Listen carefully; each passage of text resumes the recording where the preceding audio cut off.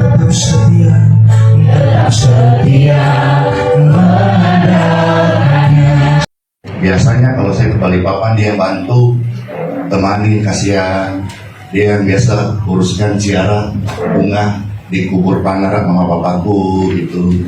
Dia juga yang biasa bantu untuk urus pampersnya aki saya yang masih ada, ya. Tapi hari ini saya datang bukannya dia temani makan-makan, tapi justru untuk menunggu biayanya.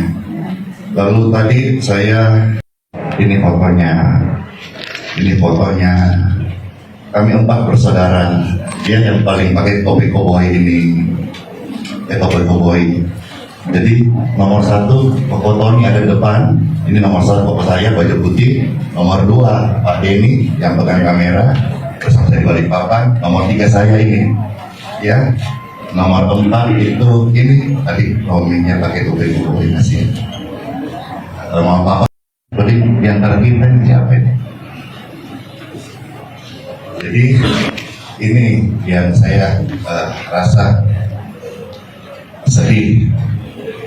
Namun sebagai hamba Tuhan yang saya ajarkan firman Tuhan kepada orang-orang dan sebagai orang yang percaya anak Tuhan Yesus Kristus, saya harus selalu bukan memperkatakan apa yang saya rasakan, tapi memperkatakan apa yang Tuhan firmankan. Amin. Itu limpah dengan syukur, sebab Tuhan baik. Oh, sebab Tuhan baik. Saya belajar memperkatakan apa yang Tuhan firmankan. Sekalipun saya sebagai hamba Tuhan, orang biasa juga sedih, keluarga juga tentu pasti sedih. Saya juga dapat pelajaran baru, sekalipun saya mulai Tuhan masih belajar. Saya mulai Tuhan sudah 20 tahun lebih, tapi saya belajar di sini. Dalam masa-masa adik saya dalam pergumulan, sedapatnya pasti saya support, doakan, saya bantu sebisanya. Pun saya ke Makassar ini sebetulnya mau bantu meringankan, karena keluarga saling mendukung, saudara saling menguatkan gitu. Tapi ada satu hal yang saya belajar di sini adalah pasti, saya berkata orang banyak kok masa adik sebenarnya pasti, tapi ternyata satu hal yang saya sadar, kadang-kadang ketika ada orang dalam pergumulan, tidak selamanya Tuhan jadi nomor 1, tapi dampingi, pendampingan bodoh. Sebetulnya waktu dari Medan saya agak gelisah, hati saya kalut dikarenakan kenapa adik gue umur 40 mendadak tiba-tiba meninggal, kasihan. Jadi saya berpikir ada kondisi kesehatannya yang belakangan berapa bulan ini suka drop, kasihan, suka drop. Waktu drop itu karena dekat keluarga, akhirnya disupport dikasih makan atau vitaminnya yang perlu jadi kuat lagi. Mungkin waktu dalam masa pergumulannya kasihan dia sendiri, waktu itu kasihan tidak ada yang temani, waktu drop tidak ada yang di sampingnya. Makanya saya belajar pribadi, selama Tuhan kasih masih hidup umur panjang, kalau ada orang terkasih yang lagi susah, lagi sakit, bukan selamanya Tuhan jawaban. Doa itu utama, tapi juga perlu didampingi. Siapa tahu waktu drop kasihan dia, siapa tahu masih bisa ada pertolongan pertama. Itu ya, dia tidak sendiri. Itu maksud saya. Saya belajar tentang diri saya. Kalau Tuhan kasih kesempatan umur panjang, kalau ada keluarga saya susah-susah, kasihan, tidak selamanya uang bukan segalanya, tapi dia perlu ditemani, didampingi. Karena kadang-kadang kalau orang lagi pergumulan sakit, kasihan, lalu dia ada tekanan, kan bisa makin drop kondisi kesehatannya. Itu sedikit tadi saya mau cerita apa yang saya rasakan, dan juga bisa menjawab semua pertanyaan-pertanyaan dari orang-orang yang kenapa masih muda, kasihan sudah pergi kondisinya karena drop dia sendiri dan Tuhan panggil dia. Dan bagi saya ya sudah, berarti waktunya sudah pulang ke surga. Dan saya sekarang mau bagi saudara firman Tuhan, janji Tuhan Yesus bagi kita orang yang percaya. Dalam nama Bapa, Putra, dan Roh Kudus. Amin. Diberkatilah mereka yang mendengarkan sabda firman Tuhan. Injil Yohanes pasal 14 ayat 1 dan ayat 3.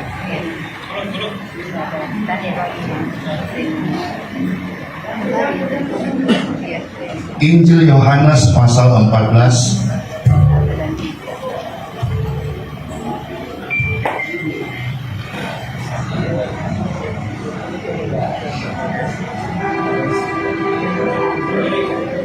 ayat 1 sampai ayat yang ketiga. Tuhan Yesus saya berkata, Tuhan yang berjanji dan dia tetap menggenapi janji. Katakan amin. Amin. Dan dia berkata, nanti waktunya tiba, aku siapkan rumah bagimu di surga, dan nanti waktunya selesai, aku akan jemput engkau tempat di mana aku ada, kamu pun pasti akan ada. Inilah janji Tuhan bagi setiap kita. Bapak Ibu terkasih, dalam iman Kristen tidak dikenal gentayangan, tidak dikenal namanya apa itu?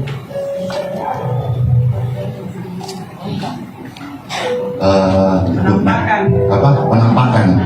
Apa lagi orang Makassar bilang?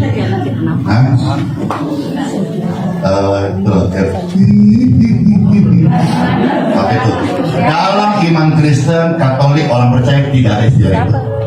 Apa bilang ini? Gentayangan ini tidak ada. Karena Tuhan berjanji, waktu orang benar meninggal, ada rumah di sorga.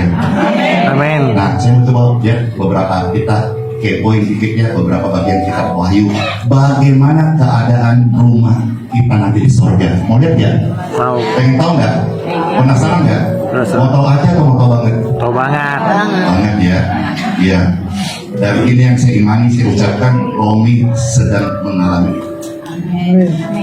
Kitab Wahyu.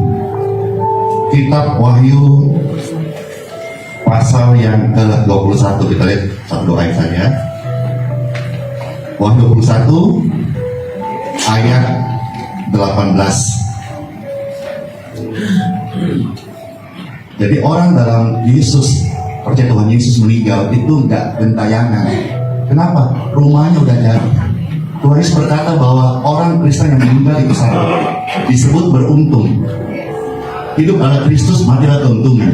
Yang kedua, berhenti dari segala jerih lelahnya, capek-capeknya, pusing dan dalam uluna, tertindih beban beratnya, udah selesai nih. Tuhan bilang berhenti dari jerih lelahnya. Dan berikutnya, rumahnya sudah jadi. Nah, jadinya rumahnya apa? Seperti apa rumah di surga? Inilah sedikit kita spill, ya. Wahyu 21 ayat yang ke-18. Rumah di surga itu apa? Temboknya terbuat dari permata yaspis.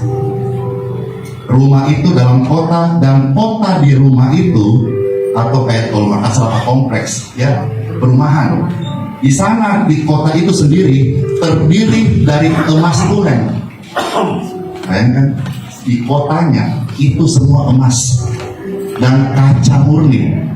Ya, lebih lain. Cuma saya mau fokus emasnya dulu ini, karena orang Makassar katanya dulu, data kalau sekarang, kalau belum ada emasnya belum pede. Sampai kadang-kadang ada ibu-ibu saya di gereja-gereja, termasuk IHS barangkali, tapi IHS di orang kasar. Ada emasnya sedikit ya, pengen nggak bu? Iya Abah, Bapak. Di belakang silau bukan kemuliaan Tuhan, baru pakai 10 gram sudah pamer. Di surganya nanti Tuhan Yesus itu cuma apa? Cuma per. Mau lihat? Kita lihat sekarang satu lagi ya. Ayat 21. Di sana pintunya dari mutiara. Pintunya itu dari mutiara. Dan lihat apa? Jalan-jalan kota itu dari apa? Emas murni. Semurni apa? Semurni bagaikan kaca bening. Jadi kalau saudara baru kopi 18 karat, dia mau ke sombong-sombong deh. Baru 22 karat yang masih merah-merah, dia mau ke sombong-sombong. Kalau angkat tipis-tipis aja lah. Sombong-sombong. Oh, 1 kilo 2 kilo gak ada artinya. Di surganya Tuhan Yesus tuh, Tuhan Yesus kita cuma jadi ter aja. Saat ini yang dengar renungan ini, yang masih bangga dengan ada masnya baru jalannya pede sampai kadang-kadang gajinya bumi, bertobat sudah. Kita ini berharga bukan karena ada emas atau tidak ada emas. Kita berharga karena dikasih Tuhan Yesus. Amin. Berharga karena cinta Tuhan Yesus. Amin. Kita berharga karena dari Yesus membayar kita. Amin. Bukan karena hidupmu mancung atau pesek. Bukan. Mau mancung atau pesek terserahlah, itu anugerah Tuhan. Yang penting lubangnya 2. Karena yang paling penting hadap bawah semuanya. Kalau hadap atas kayak bawah, pas tik tik tik bumi hujan di atas genteng masuk. Jadi renungan ini bisa jadi berkat buat setiap kita dan saya secara pribadi dan keluarga terkasih. Ya, saya katakan kepada anak-anak, mereka masih ampe. Jadi sekalipun adikku sudah pulang ke surga, saya tetap ampe. Artinya, mari ke depan sama-sama kita besarkan dia menjadi pribadi yang cinta Tuhan, kuat, berhasil dan memuliakan Tuhan Yesus Kristus. Mami papi juga tetap tabah, kuat dan sabar. Dan dalam keluarga mereka siang ini yang pertama dihadapi. Ya, kiranya semua ini sama-sama belajar jadi berkat. Segala sesuatu ada waktunya. Saya mau satu pujian yang tadi.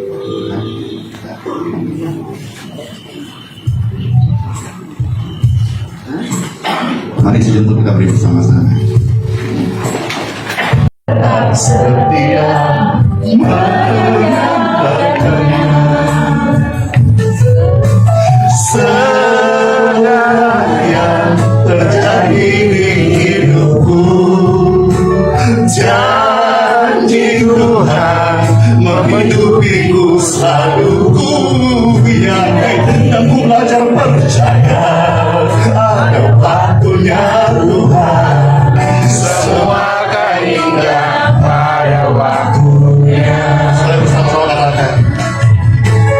Segala yang terjadi di hidupku, janji Tuhan menghidupiku selalu ku yakin dan ku belajar percaya. Ada waktunya Tuhan, semua akan indah pada waktunya.